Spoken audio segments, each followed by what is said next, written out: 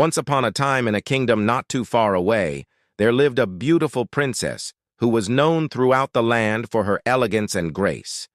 However, she was also renowned for her rather peculiar habit of lying. She would weave elaborate tales that were so fantastical and outlandish that it was hard to decipher where the truth lay. But alas, one day the princess's endless stream of falsehoods would have dire consequences. It all started with an innocent enough comment from her father, the king. During a grand feast in the royal hall, the king turned to his daughter and asked her what she wished for most in the world. All the courtiers fell silent, turning their expectant gazes towards the princess. After all, she had proven time and time again that whatever she desired, she always got. "I want a real live frog," she blurted out, surprising everyone. The king and the queen exchanged uneasy glances. They knew their daughter's proclivity for tall tales, and they feared this new desire was just another fanciful notion that would soon be forgotten. Nevertheless, the king, being a doting father, did not want to disappoint her. So he instructed his royal herald, "Go forth into the kingdom and find a frog. Bring it back here to the castle at once." The royal herald bowed and departed, leaving the king pondering the princess's unusual request. As minutes turned into hours and still no frog appeared, the princess's disappointment began to show.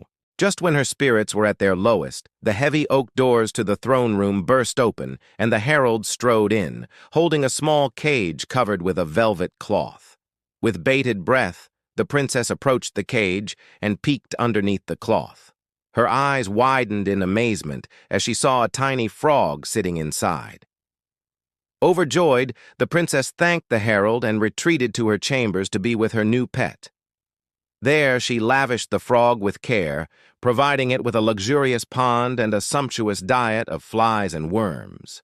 The frog, in turn, seemed content, hopping around its watery domain with cheerful abandon. As days turned into weeks, an unusual bond developed between the princess and the frog. The princess found solace in the frog's simple company, enjoying its playful antics and the calmness it exuded. It was during one of these peaceful moments that the princess let her imagination run wild. One sunny afternoon, while strolling along the banks of her frog's pond, the princess began to daydream. She imagined the frog transformed into a handsome prince, and she couldn't help but laugh at the absurdity of the thought.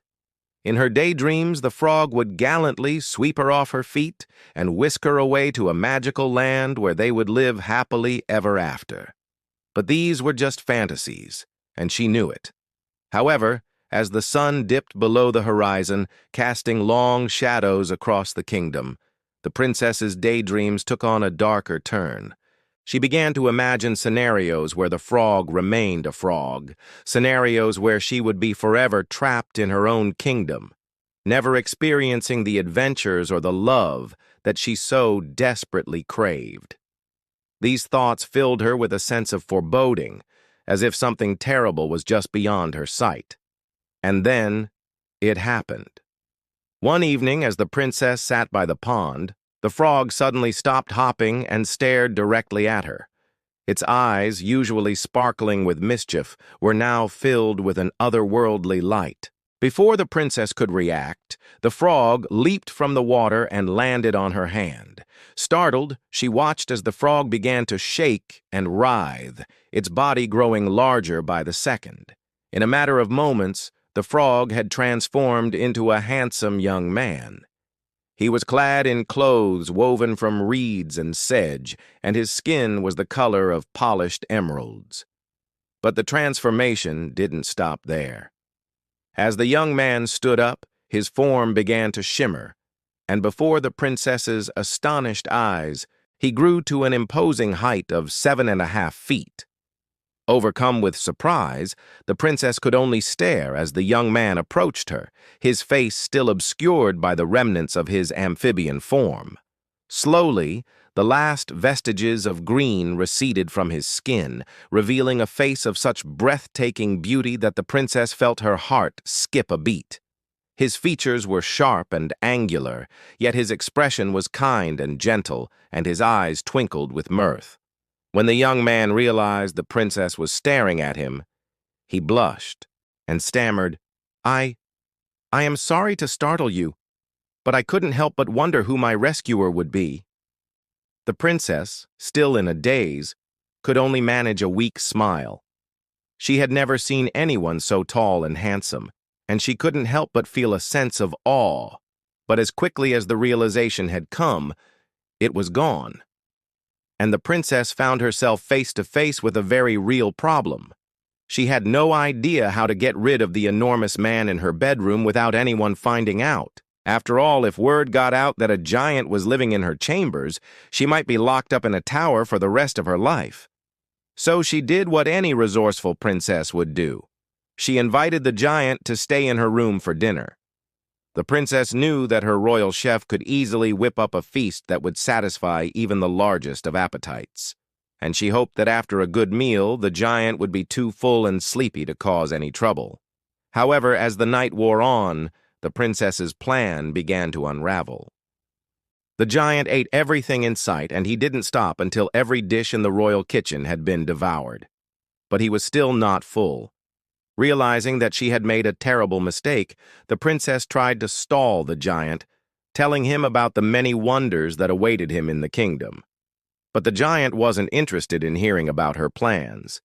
He wanted to eat some more. At this point, the princess knew she had to do something drastic. So she went to her father, the king, and begged him to send the royal executioner to her chambers. When the king heard what was going on, he was furious.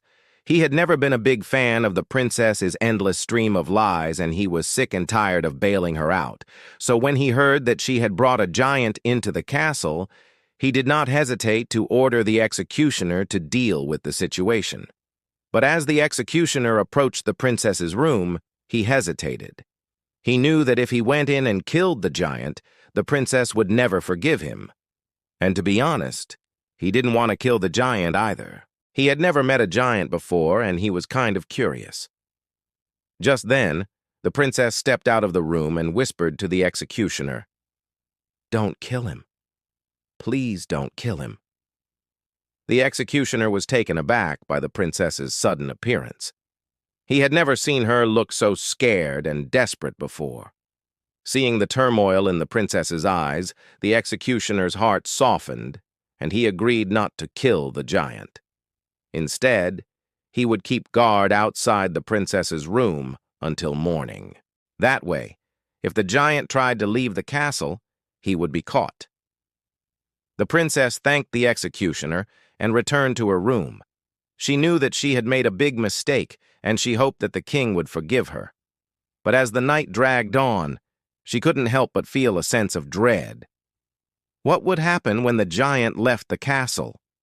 Would he seek revenge on her for what she had done? The next morning, the giant was gone. In his place, the princess found a note that read, "Thank you for your hospitality, princess. I will never forget your kindness." The princess was relieved that the giant had left peacefully, but she couldn't shake off the feeling that something was missing. She had grown fond of the giant, despite his voracious appetite, and she couldn't help but miss his presence. That's when the princess learned a valuable lesson about honesty. Lying had gotten her into this mess, but it was her honesty that had won the giant's heart. If she had been honest with him from the beginning, maybe things would have turned out differently. But alas, it was too late now, and all she could do was hope that one day the giant would return.